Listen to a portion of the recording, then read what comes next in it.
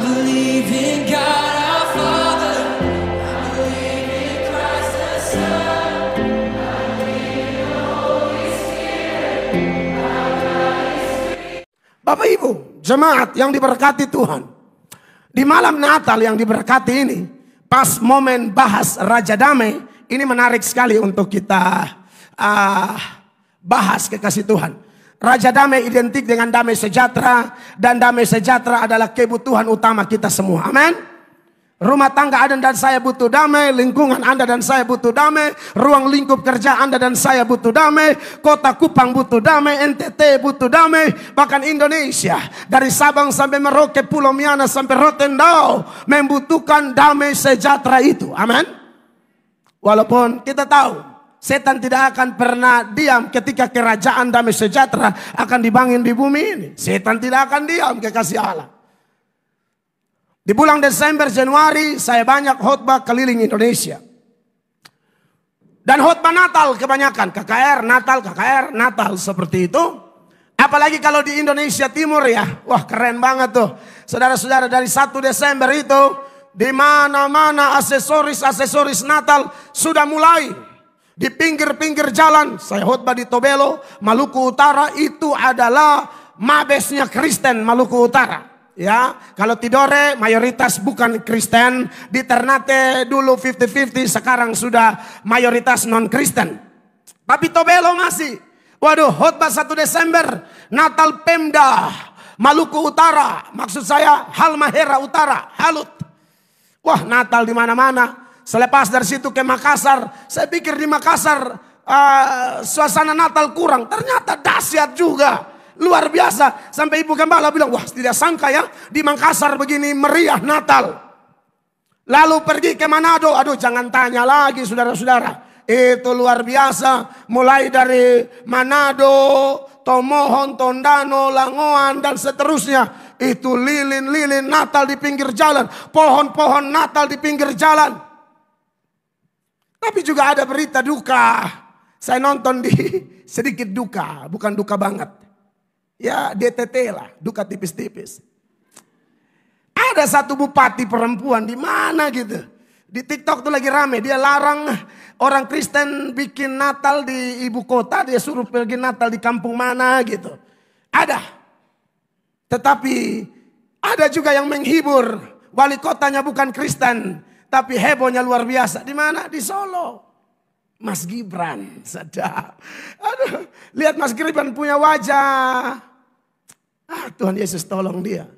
Ingat dia kok jadi asik. Solo heboh banget saudara-saudara. Solo lampu Natal, pohon Natal. Wali kota bukan Kristen, jalan keliling gereja. Cek persiapan Natal di gereja-gereja. Itu baru namanya pemimpin di daerah majemuk seperti Indonesia. Di mana kaya akan agama, kaya akan budaya. Pemimpin Islam. Tapi perhatian kepada Natal. Jadi kalau ada sedikit 1-2 orang oknum pemimpin intoleran, tetap itu tidak merugikan kita. Itu tidak mengusik damai sejahtera yang harus kita terima di Natal yang diberkati ini. Amin.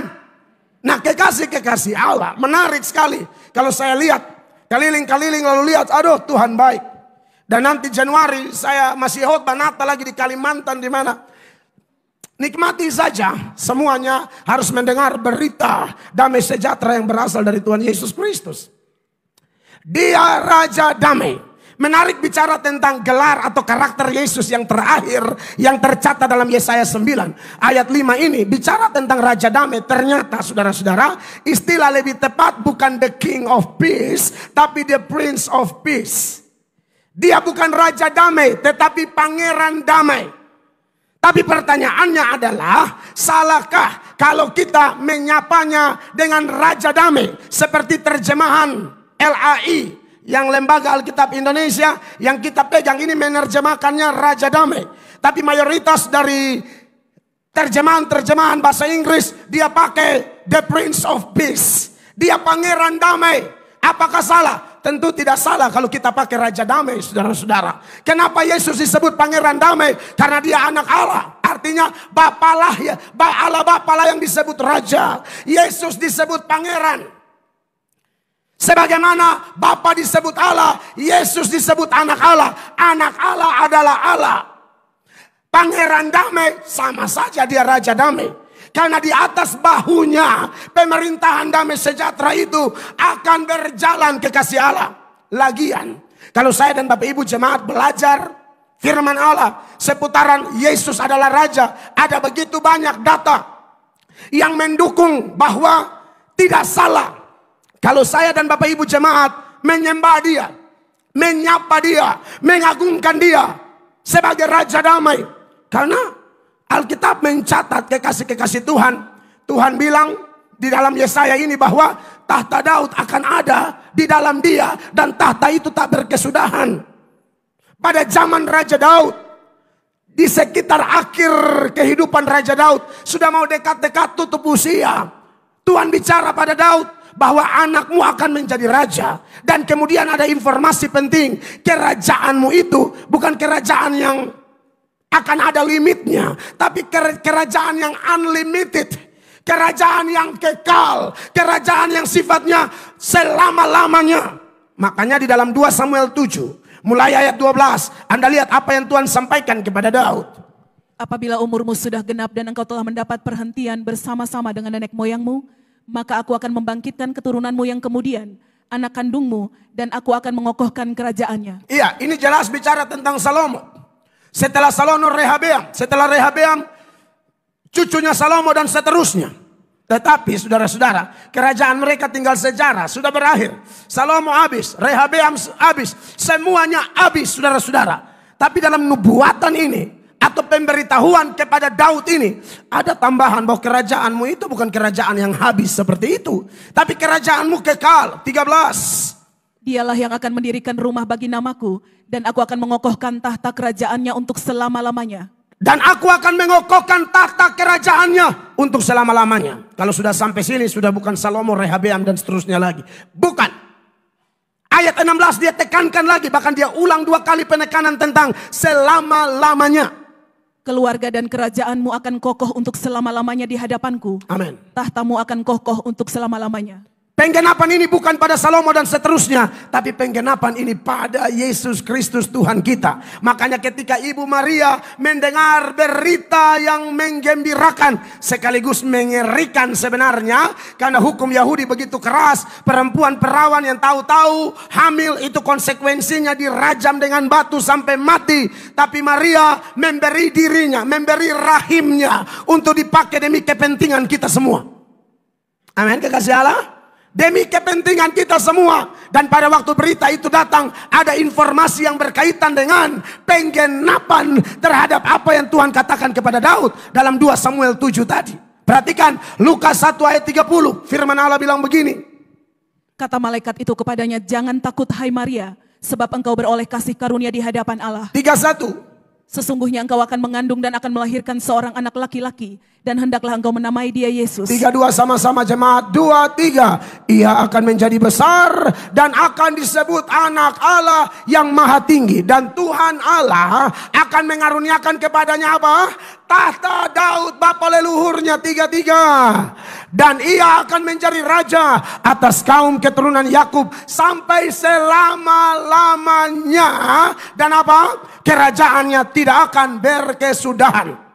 Berarti bicara tentang memanggil Yesus sebagai raja itu tidak berlebihan. Memang dia raja. Amin, saudara-saudara.